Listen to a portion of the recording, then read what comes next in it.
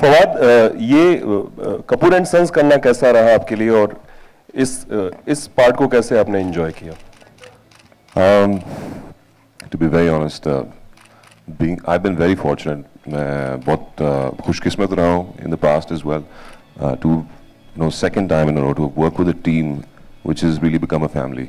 I'm really going to miss this whole process, this whole journey, because we've had a ball of a time. These are wonderful and beautiful people, and I don't think I could ask for anything more in a film. Hello Fawad ji, I'm sorry. इस तरफ जी। आपके right में जी। आपने Ratna ma'am के साथ दोबारा फिर से काम किया, तो उनके साथ कैसा अनुभव रहा और क्या क्या सीखा लास्ट टाइम और इस टाइम में? मुझे लगता है कि हम अब वो मेरी परमानेंट फिल्मी माँ बन चुकी हैं।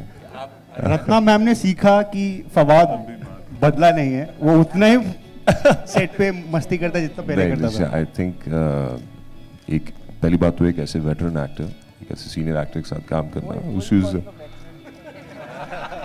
no, for me, you're a veteran. No, I am a complete amateur, rookie in front of you. और मैं मानता हूँ इस बात को, because I think it's always a delight to work with actors जो आपको कुछ दे सकते हैं. And I think she's very giving that way in being very collaborative in a performance. साथ में मिलके डायरेक्टर, एक्टर्स सबके साथ मिलके बैठ के डिस्कशन करके, and on top of that, off the set, मैं बस इतना बताऊंगा, she is a party animal.